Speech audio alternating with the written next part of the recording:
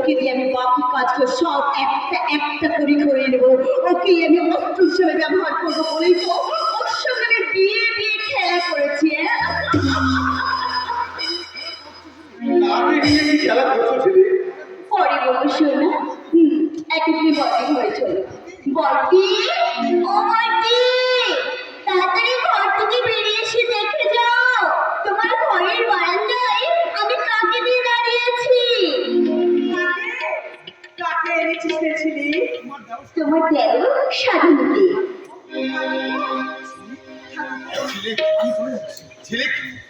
আমি চলে যাচ্ছি ছেলে। কেন তুমি চলে যাবে? কেন তুমি মন্দির পরে এসে প্রতিমা দর্শন না করে তুমি চলে যাবে বলো? সে কথা আমি পরে পরে নয়, আজ এক্ষুনি তোমাকে জবাব দিতে হবে। তুমি মন্দির পরে এসে প্রতিমা দর্শন না করে কেন চলে যাও? কেন তার সঙ্গে কথা বলো না? কেন ফিরিয়ে নিয়ে তুমি চলে যাও?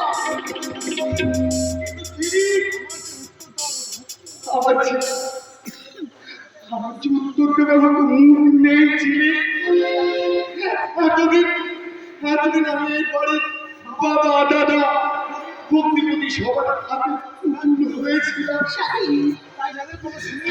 তাই যাদের কথা শুনে বড় বৌদিকে ঘৃণা করেছে তাকে নানাভাবে যন্ত্রণা দিয়েছি। আজকে তার সামনে দাঁড়াবার মুখ নেই ছিলে। ঠাকুরপো, বৌদি বৌদি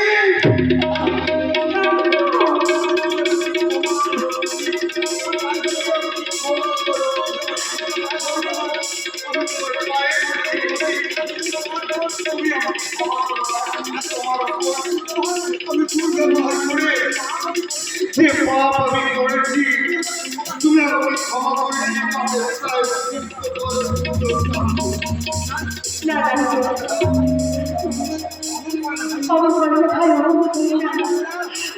তুমি আমার পাশে এসে দাঁড়াও।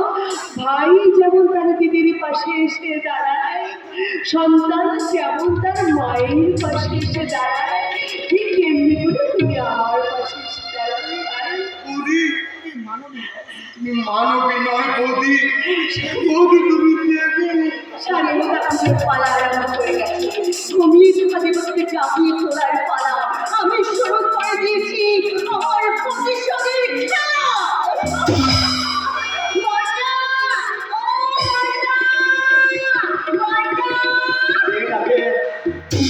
আমাকে বাড়িতে আমি আপনার ছোট ভাইয়ের স্ত্রী। আমাকে বলে দেখবেন বড়দা, তার আগে ওই দিকে চেয়ে দেখুন। আমি কি সত্য দেখছি?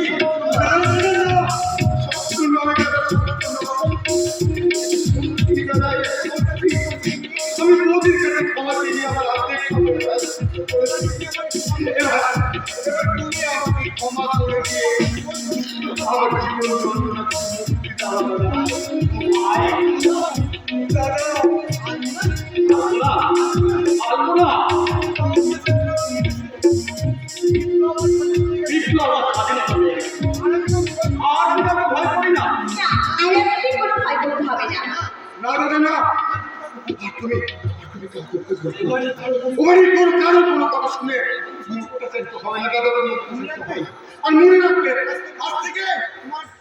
আজ থেকে তোমার ডান পাশে আছে আমি, পাশে আছি আমি।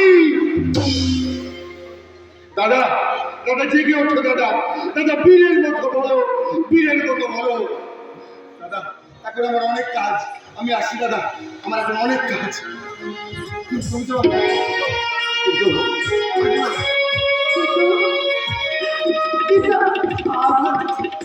আমার যে ভীষণ না না এটা বলবি না। আর তোমাদের কোনো ভয় করবে না। ভয় করলে চলবে না বলবি। এবার তোমাদের দুজনকে ভয়কে জয় করতে হবে। কিন্তু আমি কি করে ছয় পূর্বরে ছিলে সন্তান হাতে জল করতে গিয়ে আমার যে বুকটা বড় ভেঙে যাচ্ছে বলি। বাচ্চাটা থাকে না ঠিক 8 বছর বয়সী বলি যে আমি ওটা তাকে বলতে পারি না, বলতে পারি না। বন্ধ করুন,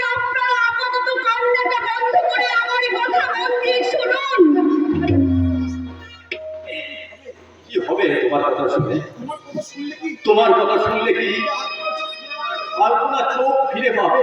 বর্দা তোমার কথা শুনলে কি বর্দা আমার হারিয়ে যাওয়ার সন্তানকে আমি ফিরে পাবো? বর্দা তোমার কথা শুনলে কি আমি আমার জীবনের সেই হারিয়ে যাওয়া দিনগুলো আর ফিরে পাবো?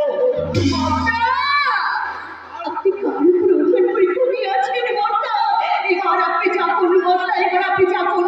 আপনারা সম্পত্তি সম্পন্ন পুরুষেরা আত্মজ অপমানিত বঞ্চিত মেয়েদের কাছে ফেরা সকলে কি করে নারী বাঁচানোর প্রাণ আপনারই যদি আমার সাথে না নাই সকলে রেখে থেকে বিপর্যয় নাই রবীন্দ্রনাথ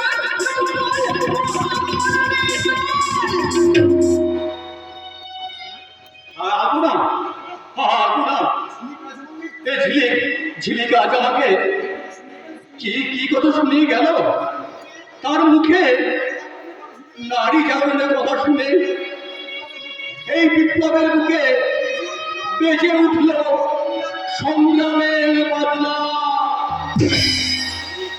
তুমি আমি আমি নতুন করে বাঁচতে চাই। আমি বাঁচবো, আমি তোমাকে বাঁচাবো। আমি আর স্বাধীন দুই ভাই মিলে এই ঝিলিককে সঙ্গে নিয়ে রাত্রির বুক ছিঁড়ে দিয়ে নিয়ে আসবো এক নতুন সকাল। লেগেছে বিপ্লবের ভক্ত দুয়ারে বিদ্যুতের ছিঁড়ে ফেলে এবার আমার অন্ধকারে জীবনে রাজ্য ভোর হবে। যে কাজ আমি এতদিন করতে পারিনি সেই কাজ আজ ঝিলিক করে দেখিয়ে দিয়েছে। ঠিক এই মুহূর্তে আমার এখন মনে হচ্ছে আমি সবাইকে জানিয়ে দিই আমি অন্ধ নই, আমি দেখতে পাই, আমি সব কিছু দেখতে পাই। ওই ওই কে যেন আসছে, আমরা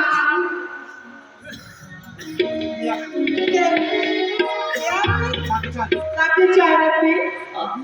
আমি দিদি আচ্ছা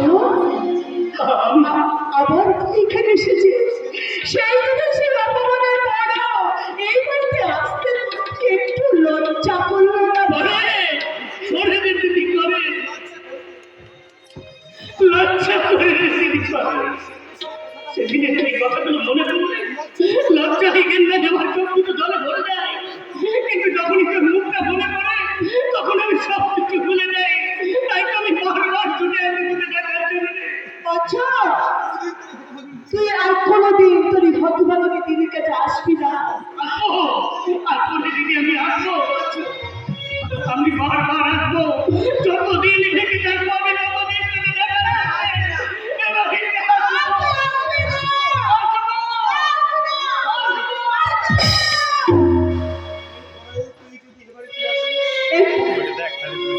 বড় তুই যদি এমনিতে আসিস তাহলে তুই যদি আমার কাছে আসতে চাস আমাকে তো খুঁজে বলে দেখতে চাস তাহলে মনে করবি তোর দিদি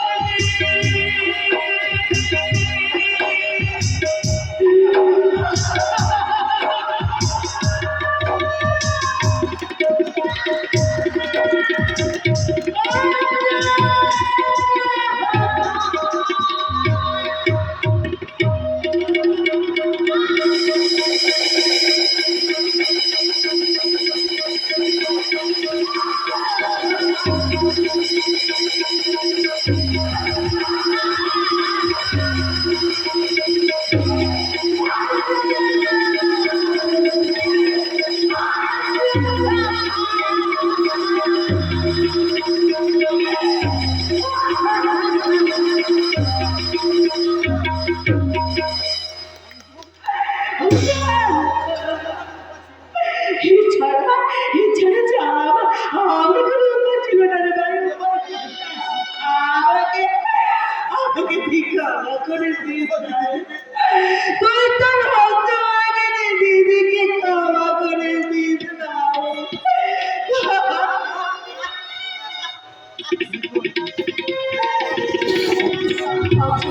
অনেক ক্ষমা করে দিস ভাই, ক্ষমা করে দিস। যে ঝিলিকটা কোথায় গেল তো বুঝতে পারছি না। কেন ঝিলিক ঝিলিক আসবে বলেছিল না? আসবে না ঝিলিক? ঝিলিক তাহলে আসবে না? আমি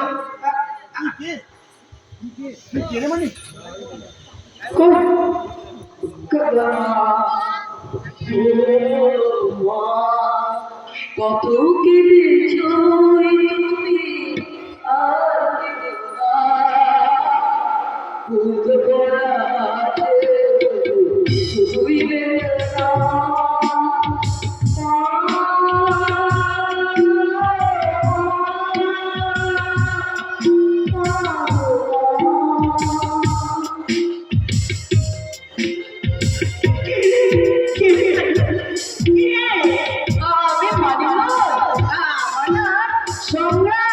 আমি তো এবারে চাকু চাকর।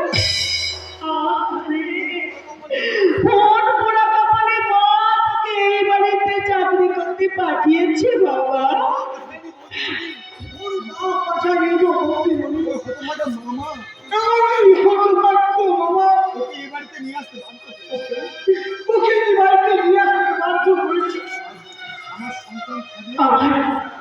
আমার সন্তান থাকলে না সেখানে ঠিক এমনই বড় হয়ে উঠল। সে আমাকে মা বলে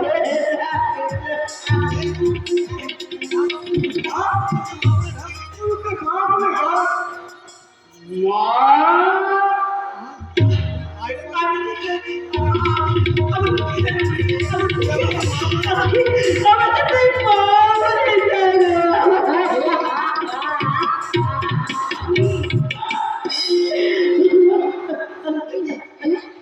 বেশ ভালোভাবে কাছে ধরে টানলো, মুখে জড়িয়ে ধরলো। আমি কি সব দেখতে পাই? আমি সংগ্রাম, আমি সংগ্রাম। ছোট মুখে বড় বড় কথা।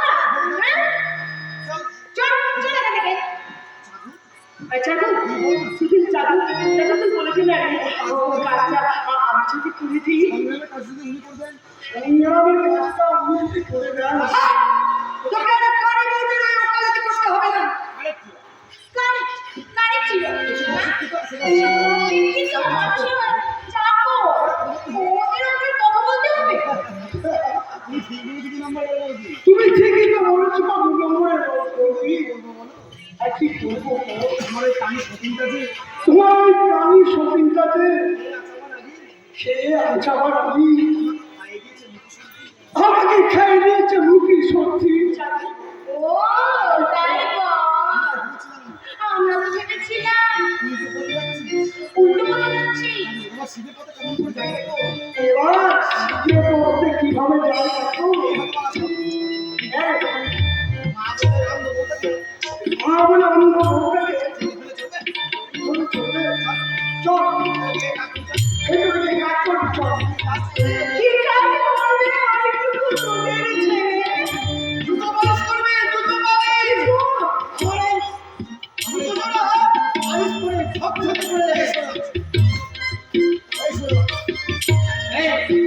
এই ছোট বাচ্চা এদিকে না ওটাও ধরবে না জুতো পলিশও করবে না সামনে কথা বলেছিলি মনে রাখবে ওই শুয়োরের বাচ্চাটা এ বাড়ির চাকর আপনি মনে রাখবেন আপনি কিন্তু এবারে পুরনো চাকর কি বলে তুমি এখন বলার হয়েছে কি এই তো সবই শুরু রাইবাকিনী রাজা দিদি আর 2 নম্বর বিয়ের দিদি তোমাদের ভয়ে ভুলে করছে কি দুরু দুরু দুরু দুরু এই তোমরা বাচ্চা এদিকে আমার যদি জুতো পালিশ না করিস তাহলে তোরই একদিন না আমারই একদিন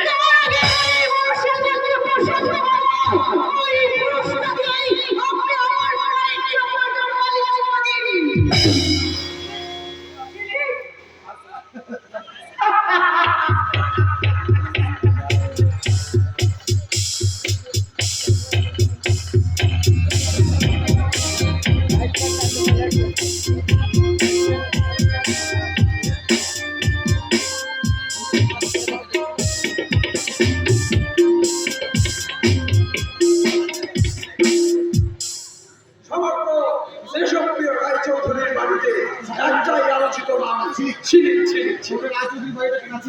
সমগ্র রায়চৌধুরী বাড়িটাকে একেবারে নাচিয়ে দিয়েছে ওই রায়চৌধুরী বাড়ি আভিজাত্যের ভিত একেবারে নাড়িয়ে দিয়েছে স্বাধীন বাবুর বউ ওই ঝিলিক দিল।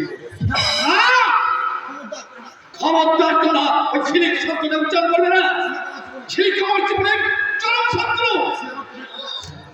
সে আমার পথের কাটা চৌবনের আঠা দিয়ে ও স্বাধীনকে মোহগ্রস্ত করে আমার বিরুদ্ধে লেলিয়ে দিয়েছে অরমজাদি ভেবে দেখিচ্ছে পুতো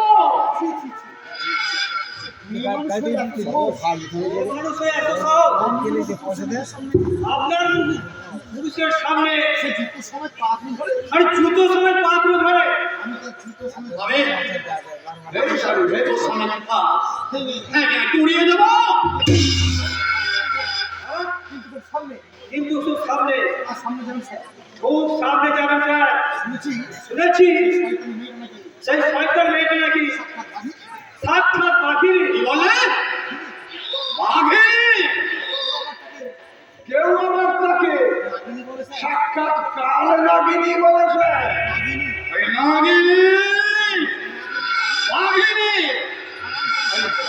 ছিলিকে পিস্তা আমি ভেঙে দেবো শুনুন বলে আজ আমি তাকে কিছু বলতে পারিনি কি করে বলতে পারবেন স্যার রাজা না থাকলে আরে মন্ত্রীর ক্ষমতা কতটুকু কতটুকু তাকে আমি দেখিয়ে দেবো সেই শয়তানের মেয়েটাকে আমি বুঝিয়ে দেবো সে স্নান করে আমার চরম আগুনে হাত দিয়েছে তাকে আমি টুকরো টুকরো করে কেটে এই পৃথিবীতে আরোপ করে দেব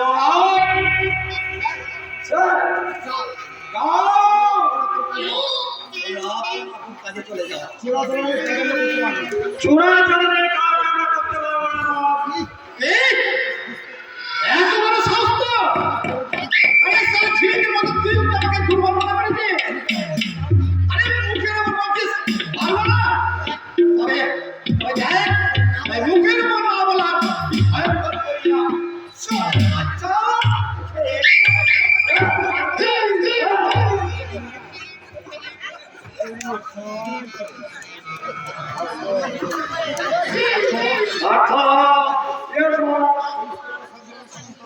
এই একটা সাধু চল সম্মান করে বসে আছে তাকে বাবা আমি ডাকছি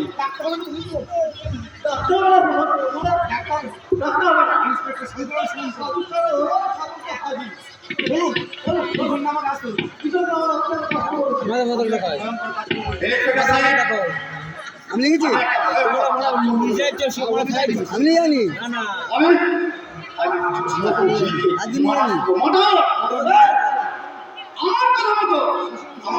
এই সত্যজিৎ ভট্টাচার্যকে মার্ডার করার পর কেসটা দিয়ে ভাবতে বেরিয়েছিলেন ঠিক সেভাবে এই কেসটা আমাকে জানতে হবে এবং সেই সঙ্গে আমার নিরাপত্তার দায়িত্ব নিতে হবে।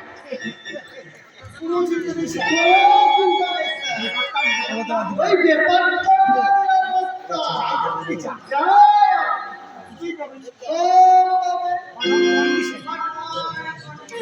আমি আপনাকে ওই এয়ার কন্ডিশন ফ্ল্যাট কিনে দেবো।